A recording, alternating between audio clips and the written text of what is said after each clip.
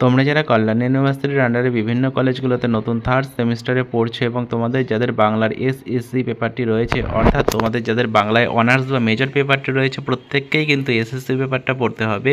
তো এই বাংলার এসএসসির কোন কোন বড় প্রশ্নগুলো তোমরা পরীক্ষার জন্য পড়বে দেখে নাও। 1 নম্বর, অনুচ্ছেদ কাকে বলে, অনুচ্ছেদ ব্যবহারের নিয়মগুলি আলোচনা করো। 2 নম্বর, উদ্ধৃতি চিহ্ন বা কোটেশন মার্ক ব্যবহারের নিয়মগুলি উল্লেখ করো। উদ্ধৃতি শেষ করার নিয়মগুলি উল্লেখ করো। ইন্ট্রো কাকে বলে, ইন্ট্রোর নিয়মগুলি উল্লেখ করো। বাক্য গঠন সম্পর্কে নীরেন্দ্রনাথ চক্রবর্তী কী কী মত দিয়েছেন আলোচনা করো। কপি কাকে বলে ও কপিরাইটের কাজগুলি আলোচনা করো।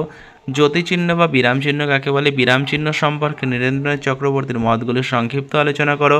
প্রুফ সংশোধন কাকে বলে, এই নিয়মগুলি উল্লেখ করো এবং সাংকেতিক চিহ্নগুলি বাংলা কী লিখবেন, কেন লিখবেন গ্রন্থ অনুসারে দেখাও। ব্যাকরণবিদ কাকে বলা হয়, তাদের কাজগুলি ডক্টর সরকারের মত অনুযায়ী আলোচনা করো। পদ কাকে বলে, শব্দ আর পদের মধ্যে যে পার্থক্যগুলি আছে তা পবিত্র সরকারের বাংলা লেখার সহজ পাঠ গ্রন্থ অনুসারে লেখো। উদ্দেশ্য আর বিধেয় কি, উদ্দেশ্যের অংশে কী কী থাকে, বিধেয় কাকে বলে, বিধেয় অংশে কী কী থাকে। বিশেষ্যবন্ধ কাকে বলে, বিশেষ্যবন্ধ কীভাবে বসে ডক্টর সরকারের মত অনুসারে আলোচনা করো।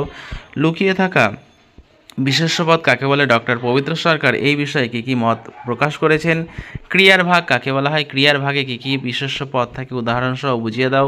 ক্রিয়া বিশেষণ কি, ক্রিয়া বিশেষণ কয় প্রকার, কী কী উদাহরণসহ আলোচনা করো। বাংলা লেখার সহজপাঠ গ্রন্থে আলোচিত ডক্টর পবিত্র সরকারের মতে বাংলা ভাষা ও লেখার ভাষার মধ্যে পার্থক্য কী কী তা আলোচনা করো। লেখার চেহারা সুন্দর, ভালো, পরিষ্কার পরিচ্ছন্ন করার জন্য ডক্টর পবিত্র সরকার যে যে পরামর্শ দিয়েছেন তা সংক্ষেপে উল্লেখ করো।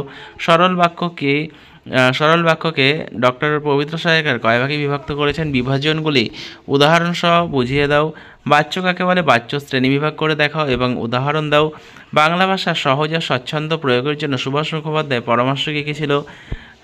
রাজ্যের কাজ বাংলায় হওয়ার জন্য যেসব তোড়জোড় শুরু হয়েছিল, কাজের বাংলা গ্রন্থানুসারে তার পরিচয় দাও। মুখে বলার অসুবিধা এবং সুবিধাগুলি সুভাষ মুখোপাধ্যায়ের কাজের বাংলা গ্রন্থ অনুসারে আলোচনা করো। বাংলা বলচাল বলতে সুভাষ মুখোপাধ্যায় কী বুঝিয়েছেন, যেসব বলচালের উদাহরণ তা উল্লেখ করেন এবং প্রতিটি বলচালের একটি করে উদাহরণ দাও। লিঙ্গ বচন সমাস সন্ধির ভূত এখনও আমাদের ঘাড় থেকে নামেনি, মন্তব্যটির তাৎপর্য সুভাষ মুখোপাধ্যায়ের মত অনুসারে বলো। আট পৌরে বাংলা বলতে সুভাষ মুখোপাধ্যায় কী বুঝিয়েছেন, কীভাবে আট পৌরে বাংলায় ব্যবহার করা যায়। কাজের বাংলা গ্রন্থ অনুসারে সুভাষ মুখোপাধ্যায় বিভিন্ন সংখ্যালঘু সম্প্রদায়ের বাংলা ভাষাকে কাজে লাগাতে বলেছেন, বিষয়টি আলোচনা করো।